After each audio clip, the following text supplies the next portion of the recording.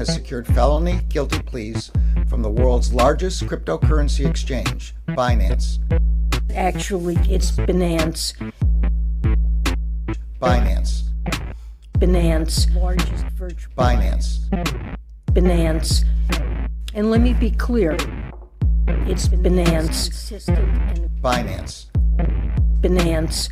Council has discussed crypto regulations and legislations at length, and we have come to the conclusion that instead of regulating, we are going to ape a fat bag each into laptop and pump it to over $1,300,000,000,000,000,000,000,000 market cap.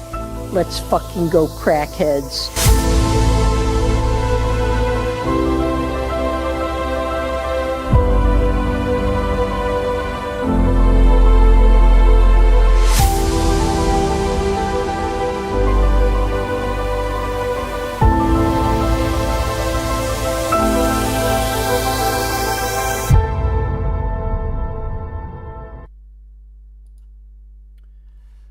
Good morning, everyone, and welcome back to another episode of the Crypto Morning Coffee. I got my coffee locked and loaded, ready to go, because we have to talk about Bitcoin. Is Bitcoin the canary in the coal mine, meaning that is Bitcoin a warning sign for something that is about to happen before things are getting better? And we are going to see also Cathie Wood and so on talking about the death of the 4-year cycle. Is the 4-year cycle now dead or what? Let's talk about it in this live stream. We do not have that much time, but let's jump right into it. Let's go.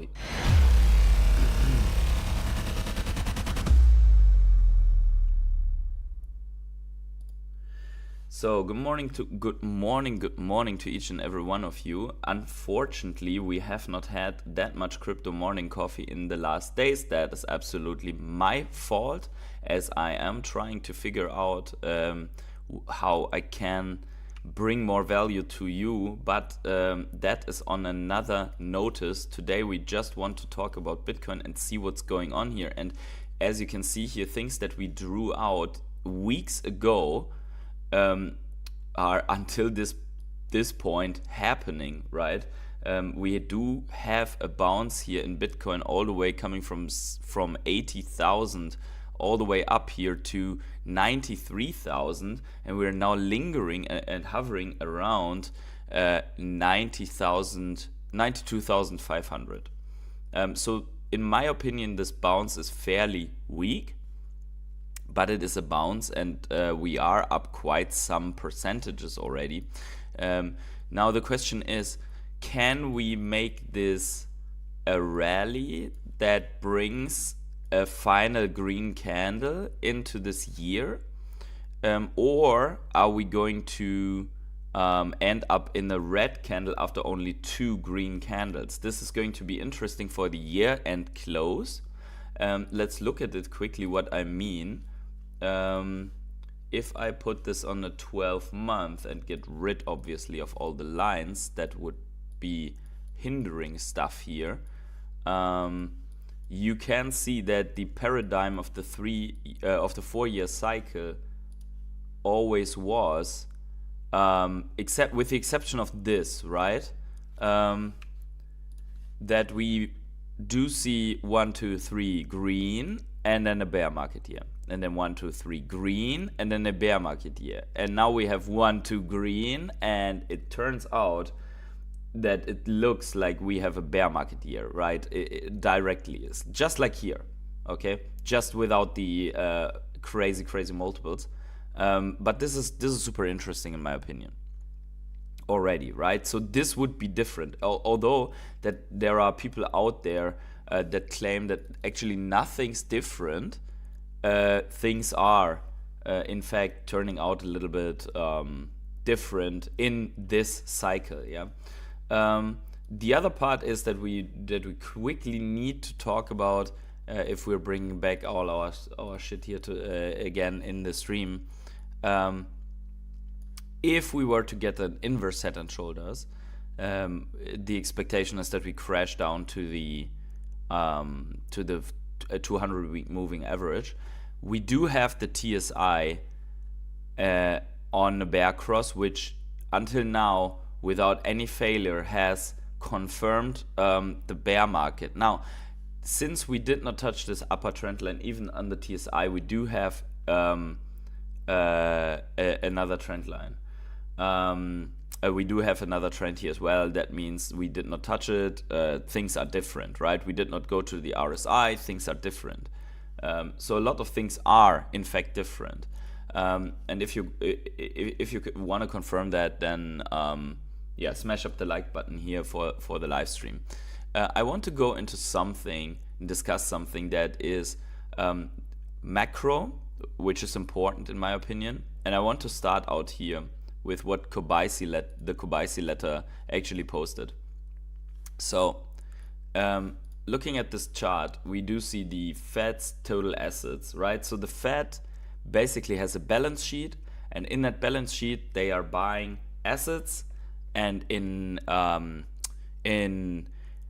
consolidation times, so to say, when they are not pumping money into the market by buying assets, because if they buy assets, they give money into the market, they do the opposite, right? They put assets onto the market for sale, and thereby creating basically dilution in the market, meaning it's not so great for the economy if they do that. That's quantitative tightening, right? We had quantitative tightening before our last bull run, and then we crashed in the pandemic, and then they, as you can see, they just bought assets like crazy until we had raging inflation. And here is I think that's the bank collapses and so on. And then we had the opposite, and we are in the opposite until 9 days ago or so, right? So we do have the Federal Reserve balance sheet fell 37 billion in November to 6.53 trillion, to its lowest level since April 2020. Okay, so that's where we are, right? Since April 2020, which was when the emergency print basically happened. The Fed has reduced its assets by 2.43 trillion, or 27% during its quantitative tightening program, which ended on December 1st after running for 3 years and 5 months. So we basically, everything that we saw out of Bitcoin was happening during quantitative tightening, and still Bitcoin is up like almost 8x, right? This unwound 51% of the 4.81 trillion added during the pandemic era. This big spike here, right?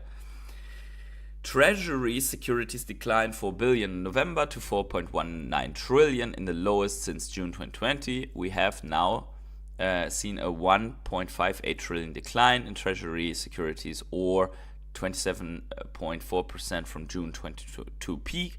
Mortgage-backed securities fell 16 billion last month to 2.05 trillion, the lowest since November 2020, down 687 billion from 22 peak. QT is officially over. Okay, so this is the first part.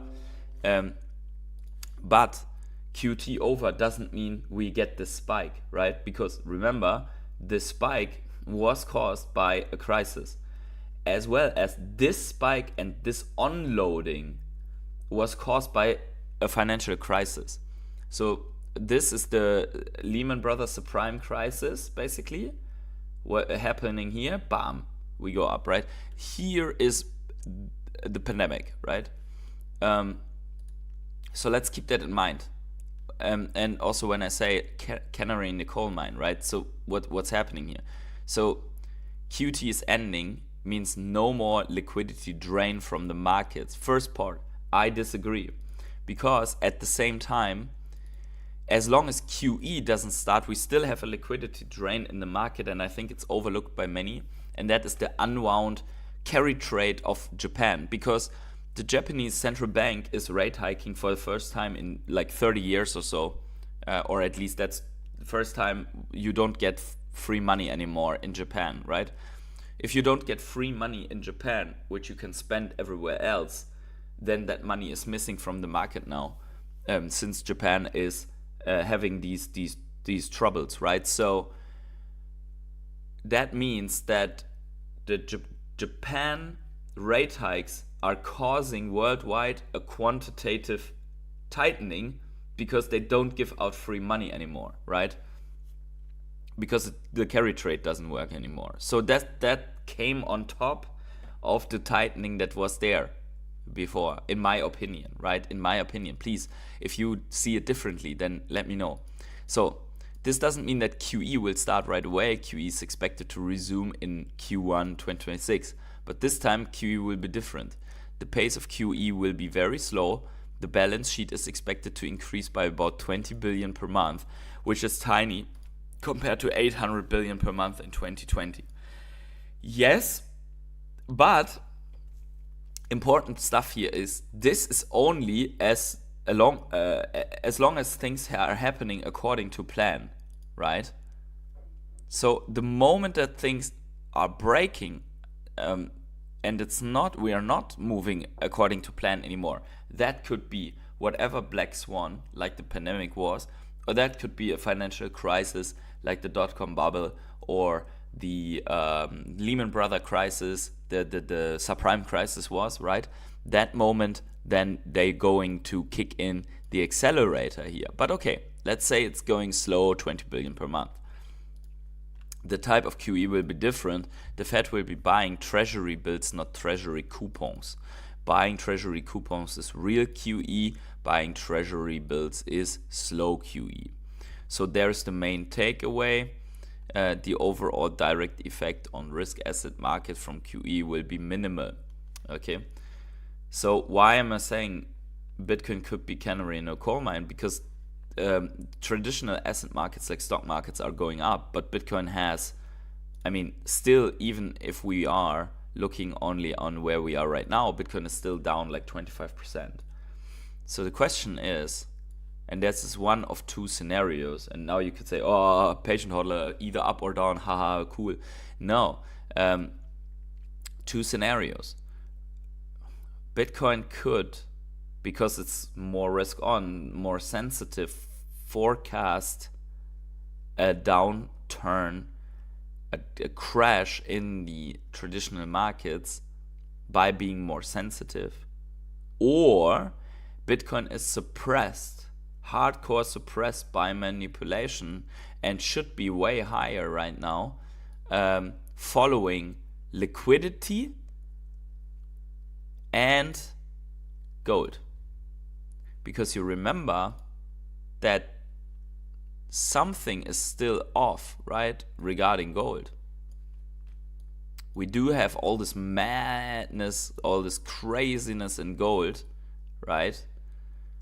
But Bitcoin should be, it did not follow, if you see here, it did not follow the last step, right? Bitcoin is way off, right? This Bitcoin, supposed Bitcoin top, it happened during this sideways move.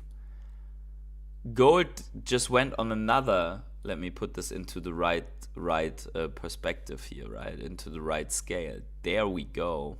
So this is the right scale.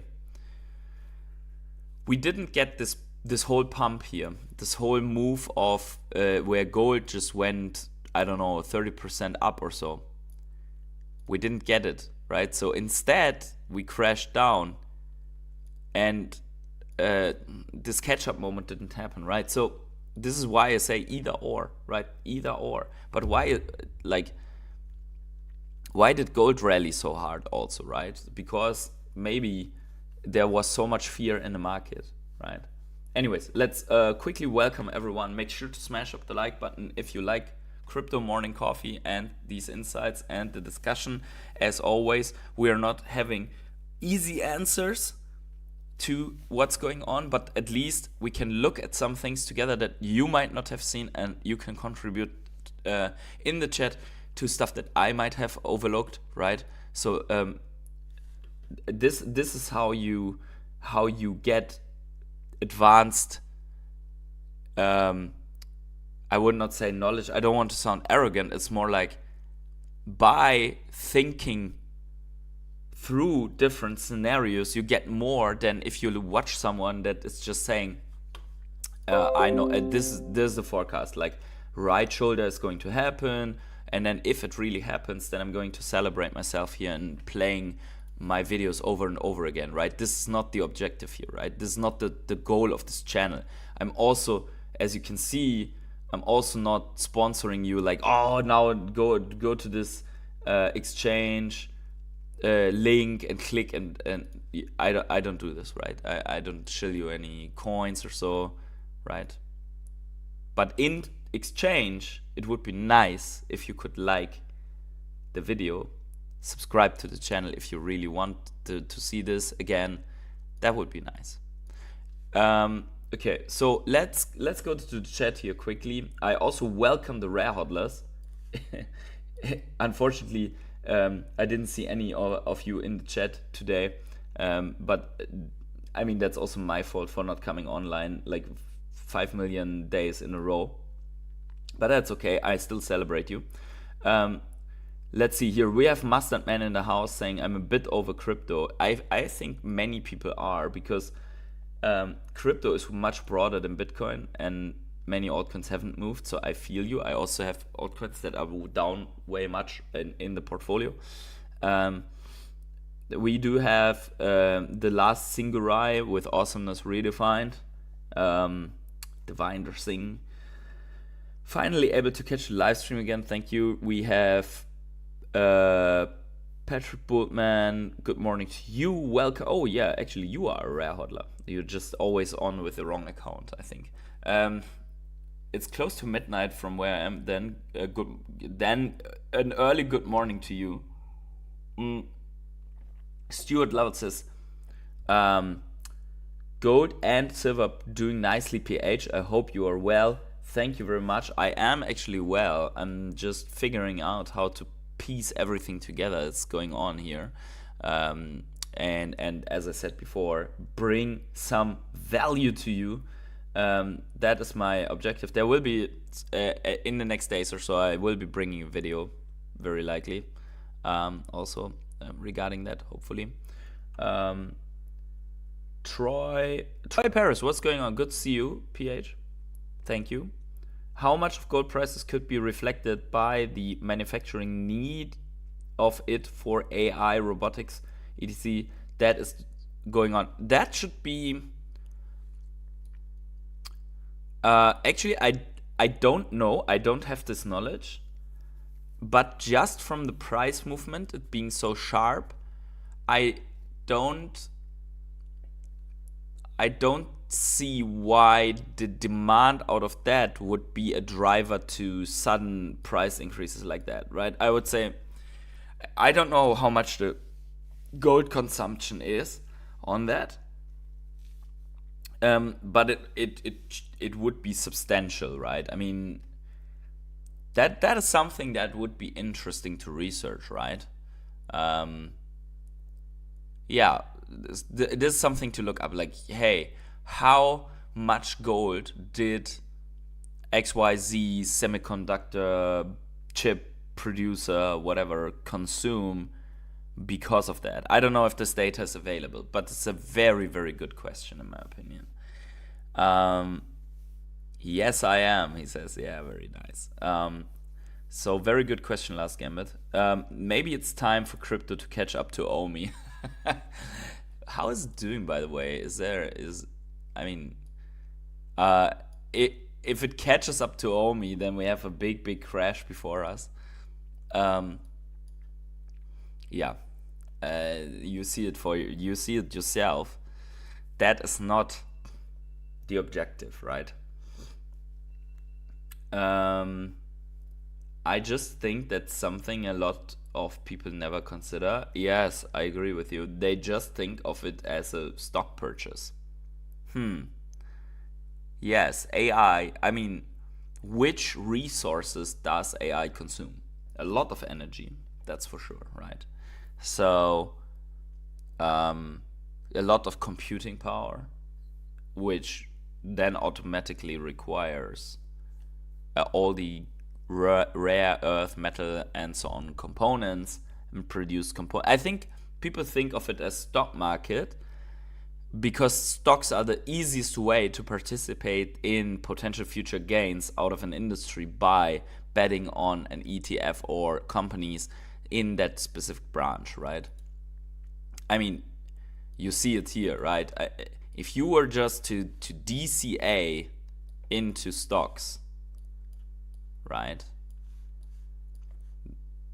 And I know we in crypto, we're like, oh, nothing that is below 100% gain is even worth looking at. But then again, you see, I mean, this is not crazy, but this is just the S&P 500 since 2022, which is only 3 years, going up by 42% from this top. I'm not even saying that you DCA'd on this bottom. Let's just say you DCA'd here and just take an average from, let's say, this low here, this higher low, then it's a 65% increase. That's not too bad. And many people in crypto today, I guess, would wish that they had just put everything into, that they put in altcoins, right? Everyone with Bitcoin is happy camper, but with altcoins, people wish they had put it in an S&P 500 ETF, right? And just 65% up by now, and some dividends maybe, right? So I think that's the easiest way how people can participate. By the way, in official books, right, we didn't have a recession for a long time. I think the last recession was quickly here, and that's it, right? So people expect also that to happen, like an official recession at some point. Let's see here what Gamut is having here next. They just think of it as last stock. Yeah, my wife SP 500 has done incredibly well, but mostly because her company matches her 100%, and she has been maxing out for 20 plus years.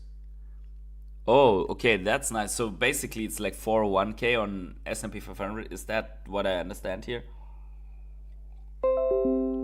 I mean, that is good. You still had to you still had her get a BTC. That is still way better if it's only BTC, because for BTC, and by the way, don't get me wrong, I'm not against altcoins. I just think that altcoins we are in the wrong environment for altcoins, right?